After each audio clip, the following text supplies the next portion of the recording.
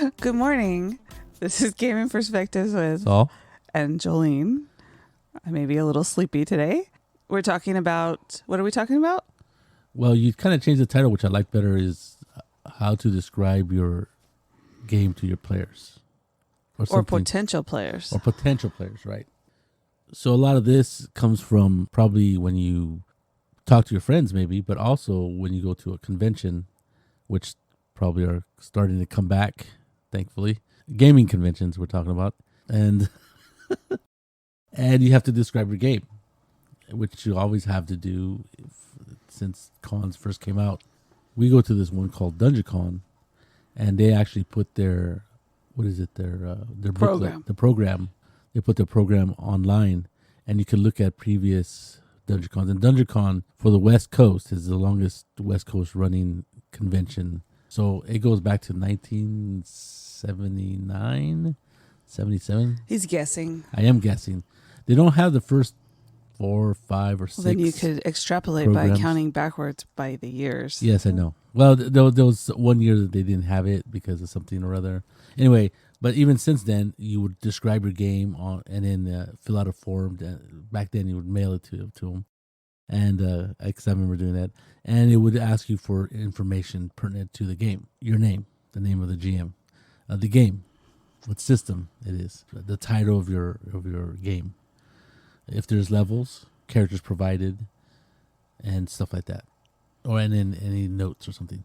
So then they could put that in the program, and people could look at the program and choose what games they wanted to play. Pretty simple stuff. I think that is pretty much the way almost every convention does it, since that's what I've seen in other conventions from different parts of the country. And the whole reason that we're talking about this subject is because I was on Facebook. I follow this Game Hole Con in Wisconsin. I think it's in Wisconsin. In fact, it's in Madison, Wisconsin. Okay. See, I don't even know that much. I know the person who runs the con seems like a nice guy, at least from his posts. But I was reading on it, and somebody posted in their general discussion group that they changed the submission policy just a little bit. It said, well, I don't know if they changed it, but it seems like it because they added a little bit. They said, if you do plan on running a game, part of it was you need to provide a full explanation of the adult situation contained in your game in the body of the game event description. And so the person who had obviously run games there before and said she never had any problems putting in stuff, she was asking people, how do you describe adult content or something? No.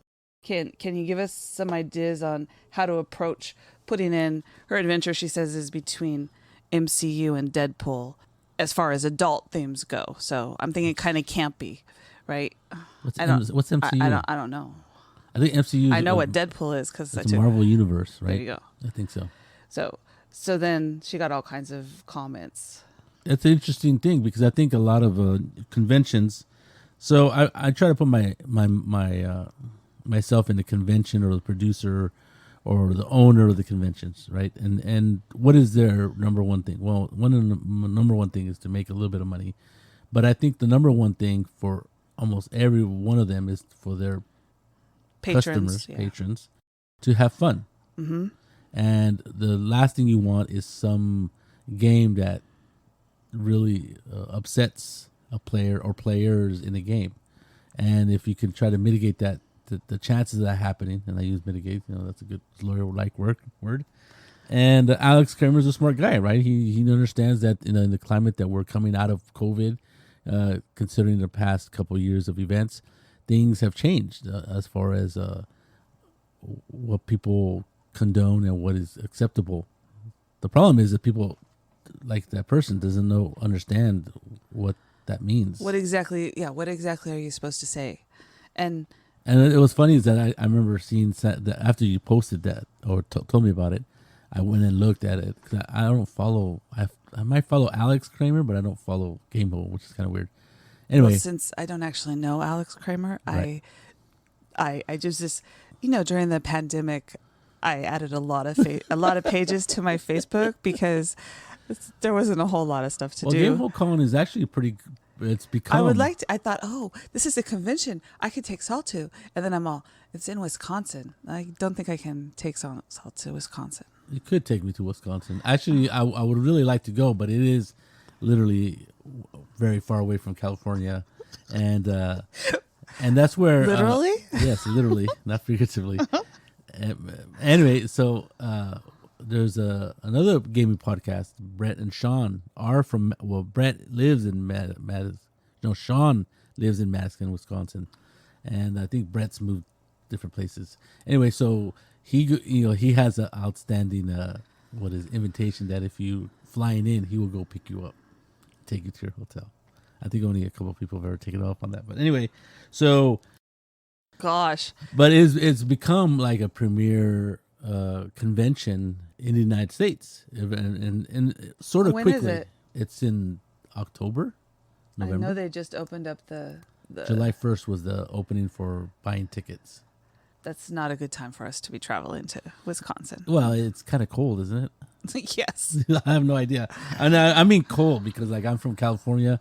You know, when it gets to about 40 degrees here, and it usually doesn't get that cold for very long. It does in the winter, and it's freaking cold. And but it gets like below zero over there. Yeah. But I don't know when that happens. Yeah, and it's I don't not comfortable. But it's inside. It's inside the convention. Well, duh. So it's a pretty popular convention. It's grown quite a bit. I mean, I don't know what the convention numbers are, but I think he's hitting around 3,000 people, possibly even more. So like Kubla Khan size. Kubla Khan size, right. And the thing is that Alex Kramer, or the producer, is really adamant about if he has special guests, he makes those special guests available to people who go to the convention. Meaning, a lot of times, at least from what I remember him saying, that he would go to conventions as a younger person, and he would, such and such is going to be there, and they would be there for the seminar, and then they would go upstairs and hide out in their room for the rest of the convention. Well, yeah, because why would you want to hang out with all those gamers? I mean, come on. But he said that if I'm going to pay for you to come here and I'm going to pay you to be here, I want you to be available to. So they have to run games, and they have to kind of mingle with the unwashed masses of gamers.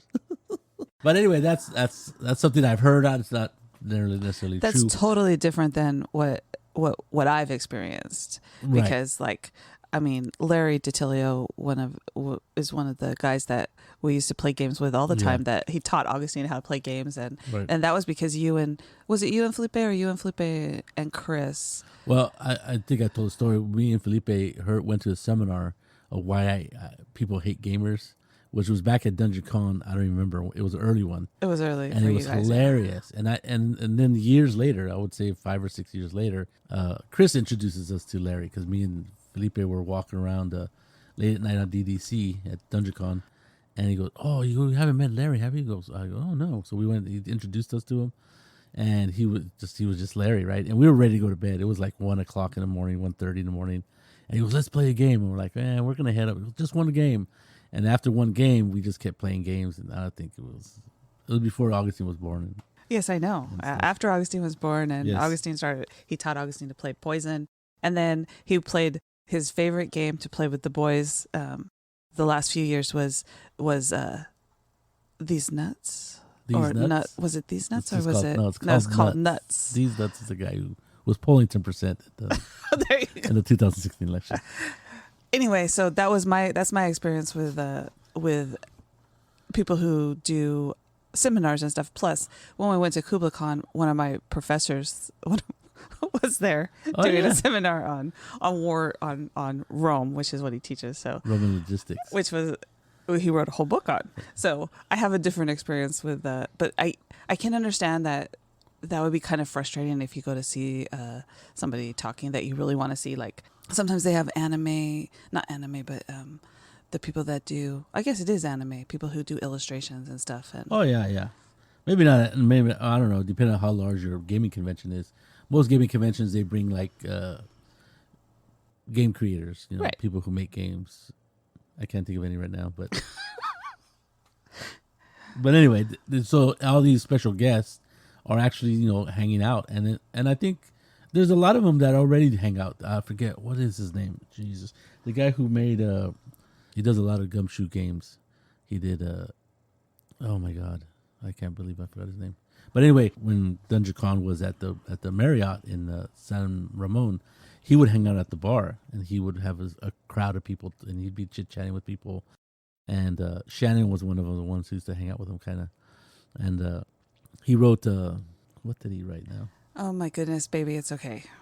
You can put it in the notes or take it out. Knights Black Agents. Knights Black Agent. Where you go hunting vampires. I don't think you're... Knights Black Agents. Are you sure that's the name of it? I could have mixed them the words two around, but anyway, it's a vampire hunting game. I think it's using Gumshoe, and he's pretty popular. Ken something. That's the name.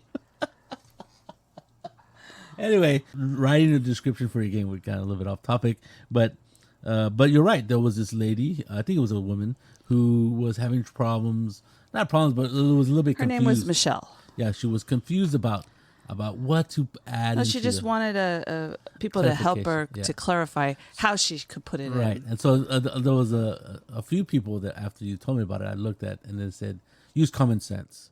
Okay, that's not really not helpful. That's not helpful because I hate to tell you people, common sense ain't that common, right? In fact, Thomas Paine had to write a whole book, a whole series of pamphlets on common sense called Common Sense. This person was really just asking for help as far as how to describe it. And I think there was one person on there who listed like 4 or 5 things that if your game contains this, you should probably not run it. Oh no, it said you should probably put it in this is what you would put right in this mature content area. And he said torture, rape, killing of children, and something else. I mean, there was a few things I'm like, and I thought to myself, I would never run a game, usually at my table that included that kind of thing. Oh, her response was, I run games for my players to have fun, not to have to go to therapy afterwards. Right. And I think that's a common response to most people, I would hope. But there are people out there, there are players out there, gamers out there who like to explore the darker areas of society, people's psyche, and all this other stuff. And they believe that taking that game to a convention is a good idea. And I know you laugh. But I laugh because if I ever saw a description of a game like that, I would stay as far away from it as I could. Right. Well, and then another thing is that I've mentioned it before, and is that we're pretty lucky here in Northern California is that a lot of times, because I think it's DungeonCon really who has started it, they put their RPGs in private rooms. The ones that are scheduled in the schedule. Scheduled in the schedule, yes. The ones that are in the schedule are scheduled into private rooms. What he means by that is there is an open gaming room where you can run role-playing games. Right. But most conventions are not like that, Which right? I've never been to these conventions. Right. So if you go to any convention outside of the Northern California or the San Francisco Bay Area, you'll go when they schedule games. You'll be put in a huge hall with a table number and they're surrounded by other tables with people playing games. I've seen pictures of it. I've just never been there. She's still shocked that people can actually play those circles. Because it would be so loud. It would, exactly. But in fact, I mean, the energy in the room would be like amazing, right? Because there would be so many people having so much fun. You could say that, I guess. I have never thought of it that way. I just remember... It's not true, though, because we have played in the... What are they called? Pathfinder Society. Oh yeah. Pathfinder Society, yes. And League of Adventures League. Adventures League. And we played at both PacificCon and KublaCon, where I don't think we've ever played with them at DungeonCon. But remember, we played with we went into at PacificCon. It was all of us, all the GM. It was you and Larry and Felipe and Chris and Bay and me and Augustine. Yes. And that was a fantastic game. You guys were so weird in your Felipe with his bear trap on his back and all the questions to the poor GM who had no clue at the table that he sat down at or that we sat down at with him. But there was a lot of people playing in there, but it didn't seem too loud. When I played with the kids one day, I played with the boys at another table. It was a little bit louder because it was during the day. I think with the first night it wasn't too bad. Well, I think I don't know why the Pathfinder rooms seem a little bit quieter than. But can you imagine playing in the open gaming room? The open gaming room is really loud. Yes, that's how loud. I'm guessing that's how loud it is. Okay, so another little bit of backtrack, Saul history, whatever you want to call it. So back when we used to play at Pacificon, when it was at the Dunphy, they didn't have private rooms. Right. What they would do is they had these large, kind of like executive board rooms or meeting rooms, but they weren't huge. So what they would do is they would put 3 to 4 tables at a room, and there were large tables and there were large games, usually 8 players, right? And they would get into shouting matches between players at tables. Hey, you over there, shut down! You shut, be quiet. We can't hear our, And they would do that. And I remember not too long ago at KublaCon when I ran my Maori Dresden, which I had Jonah and I had Gregory, and those guys aren't known for their timidly low voiced demeanor. Most of your friends aren't known for. But they were having fun and they were excited and and yelling. And the table they put me in a room with 2 games. I mean, 2 tables, and the other table was this moody vampire hunting game, and one of the players came back. Well, they probably thought your Dresden Files game would be a quiet game, right? Yeah, right. A player comes to our tables. I know you guys are having fun. I think I did describe the situation, and we're like, okay. I'm like, well, they just get excited, and she goes, oh, we know, but we and she came over like 2 or 3 times, and then finally one of my players, a lady, said, you know what, I'm sorry, but this game is not going to be quiet. It's just we're not going to be able to contain ourselves. It is fun game. I don't know what you're doing over there, but this is a fun game. So a little bit after that, they packed up their game and left, which I felt bad, but at the same time, what am I gonna shush my own players to the point where they're not gonna have fun or curtail their fun? Because they were just like they were whoa when they get scared or excited or whatever. I think DungeonCon has influenced other conventions because KublaCon kind of does that because there's limited number of small space, rooms, right? Yeah. So I think we've been spoiled here, but when you go, I think it has to do with the space for the convention too, where they have space to put stuff. Right. That's true. I think that you're right. Some conventions are in. Like, could you imagine if you went to if they used the McHenry Center, which they use for the Comic-Con? I hate when you read my mind, but I was thinking because you could put up those little partitions and you could have games all over the freaking place. I don't know if they have partitions in. They do because they do. They have They have walls that move. Oh yeah, at other convention spaces, but yeah, but I don't know how small they can get the rooms. I don't think it would matter. I think it would be more like a convention where all the games are together, but right, you could put walls in between to kind of. Yeah. And I remember a Big Bad Con when it was first at the Oakland Airport. I don't know if it was the Hilton, but the Oakland Hotel. Off of Hergenberger Road. He didn't have enough money to use private rooms, so he put us in like large meeting rooms, and it would get loud, and he tried to put. That's where I got the idea of putting those partitions of curtains to cut down on. It didn't really work, but it did give you a little bit of a sense of privacy for your game. Yeah, well, and that's true, but I guess I never thought about that about running a adult themed game in a room full of people running other games. But it does happen, right? Because I remember I was listening to, I think they call themselves a 3T podcast, and I hate to mention other people's podcasts all the time, but he had gone to Gen Con, and he's an English guy. For some reason he was working with some game company, or maybe he went on his own, but he went on the game for Savage Worlds, and he said the guy running it was a total racist bastard, right? Because he said that he would put him in situations. He goes, "Oh, I guess they were somewhere in the South. I think they were the characters." And he goes, "Oh, you could say this racial epithet. It's okay with me." And you could say this racial, and the Harrison is the name of the man who went to Gen Con. He's like, "Why would I want to say that?" And I'm like, and I thought about it, and he goes, and the game continued, right? And he really thought that. And this is what he said. This is Harrison. I'm paraphrasing, but he said, "I think he just wanted people to be racist in his game, because he put them in situations where they would like, racist toward Mexicans, black people, all kinds of things. And so, and then the guy thought it was funny. He goes, "Oh, you could say, and say the bad word and laugh." And I'm like, wow. But that was his first foray into the United States. Oh my God. And so he's like, wow, is this the way it normally is? But I can't imagine being at a table next to me. Oh, so you wouldn't. I'm Mexican for the most part.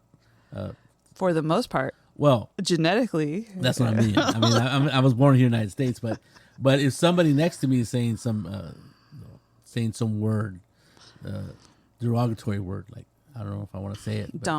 But some derogatory word, I might stand up and say, "Well, what's going on over here? What is this really what you want to play? You play a game using those kind of?" You might. I'm pretty sure you would.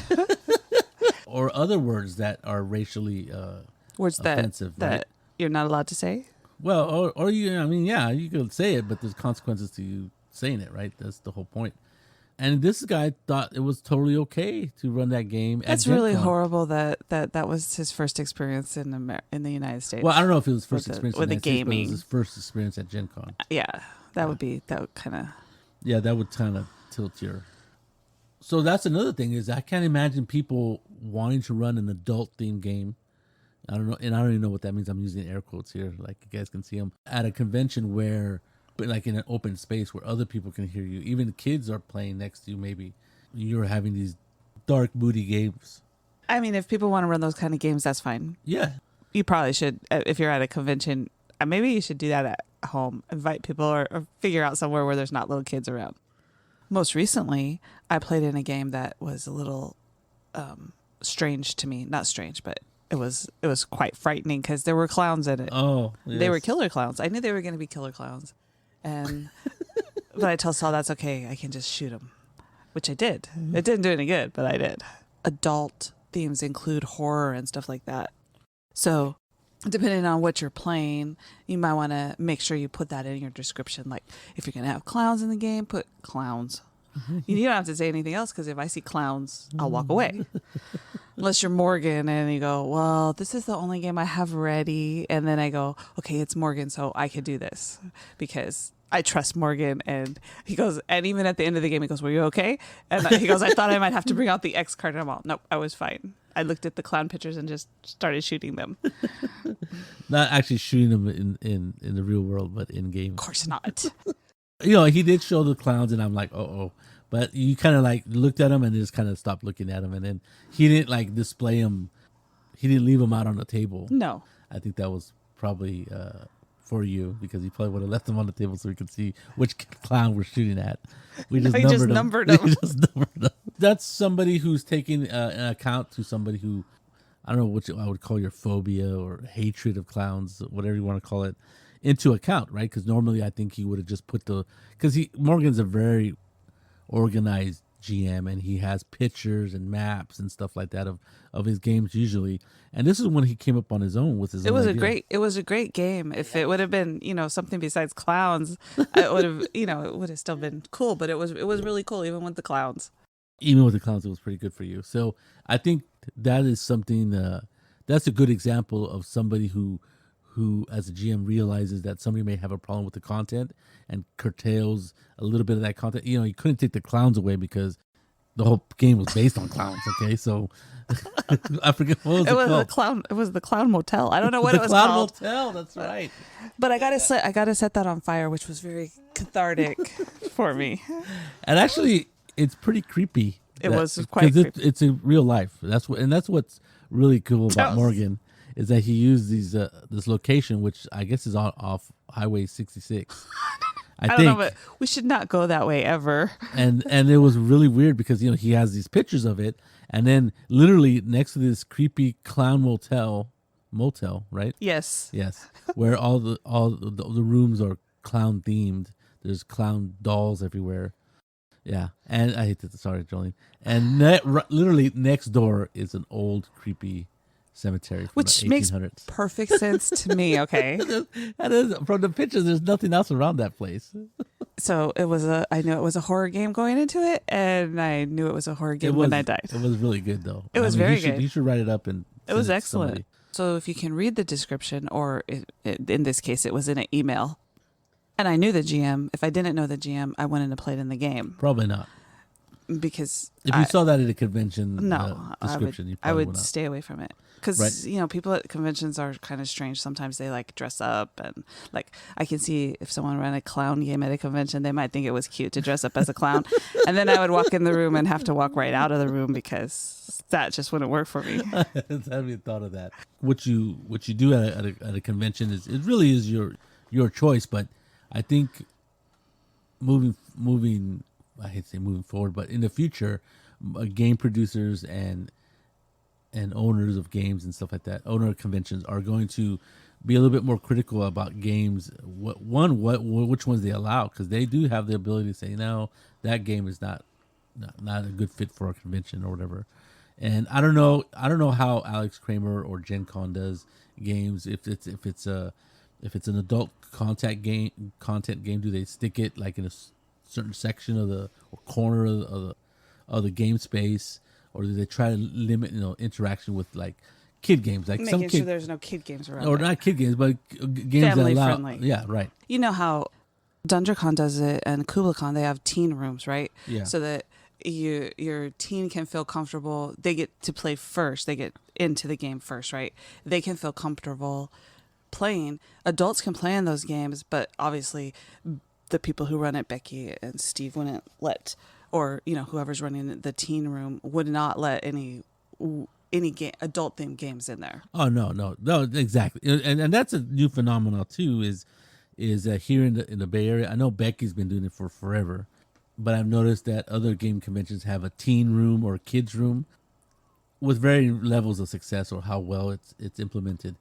Becky Thomas, who runs the kids room and teen room now at DungeonCon and at KublaCon, is very well organized, right? She has this board. You have to check in and check out depending on the age of the child, blah, blah, blah.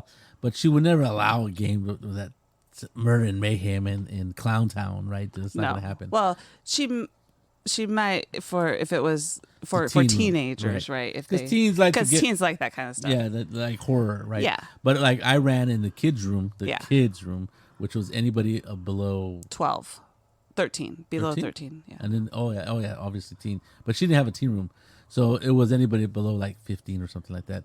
And I ran kids games, and they were very kid orientated. I ran Gamma World. There was still mayhem and stuff like that, but it wasn't like. It was kid mayhem. It was kid mayhem, right? And I think I ran Gamma World most, right? I don't remember. And then other times I would run I ran Star Wars Adventures, and I ran other games. In the kids room, I ran Star Trek Adventures, not Star Wars Adventures. Totally different game. And I think I run a Dresden Files game. And the funny thing about running those games there is that they were all adults, except for one game I did actually have a teen. Weren't they teens? You had the teen room, not the kids room. You're right, not the kids room. And it was funny because Jonah, a friend of ours, wanted to play in either the Dresden File ones or the Star Trek. I think it was Star Trek. And he goes, "Why are you running a teen room?" I go, "Dude, it's really cool, and I want to help out Becky." And then he goes, "Oh, I won't play the teen room because he likes to cuss and be loud sometimes." I think what we're trying to say is when you run a game at a convention or pitch a game to your friends, I think what Alex Kramer is saying and a lot of a newer policy or added policy to the description is to be as descriptive as possible, especially if you're going to have adult content, right? Yes. And I think ultimately the reason for that is so people who want to play in games can make an informed decision whether that game is a good fit for them, however you want to, whatever metric you want to gauge that by. My metric is no clowns. Really? No, none at all? No, that's not true, Morgan. There's quite a few clowns. That's the only time I'll play in a game with clowns. Yeah, but see that, and I think a lot of that is because it's a home game and you trust the person you're playing with or running the game. Right. That's probably what this topic is mostly about, being able to trust the people that you're playing with, right? And if you're at a convention, and you don't know the people, then the only way you can decide whether you trust them or not is by the description of the game. Correct. And then if you're uncomfortable, do what Jolene does: stand up and walk away. Right, and then sometimes people won't, for whatever reason, they won't put down. Like there was that story you read about that person in, I think it was, you said it was England in the yes, game who said that he was gonna. It was an inclusive game, and he invited women to come and play with him. And then he basically trashes Then he was them. totally misogynistic, Right. and So they were not happy. Right. And that's a good way to get banned from a convention. I know that's happened before. There was this story about a guy at Gen Con who did that, and it was banned for life or whatever. Or oh no, it might have been in England. It might have been that guy. But anyway, so I think there's going to be some consequences if you do not adhere to this, rule or this new idea of. And I think the person, Michelle, that asked the question in the Game Whole Con discussion group, yes, was right to ask it because she wanted to make sure that she did it right. Correct. She wanted to make sure that she was giving everybody the information, but she wasn't exactly sure how to say it. Right. I think that's what it was. She didn't know how to say it, and her description, Deadpool. We all understand if we've seen the movies or read the comic book, we know he's a rated R type of character or theme or type of game that she wants to run, and I think she was kind of taken aback, but when somebody mentioned the four things, right? He goes, "Oh my god, I wouldn't ever run that. Who would want to run that or play that?" Which is kind of funny, but it does happen, and I think you just got to be really honest with yourself and describe the game as best as you can. And it's often hard to put it into the description because the descriptions are only so many words, right? Yes, that's the problem too.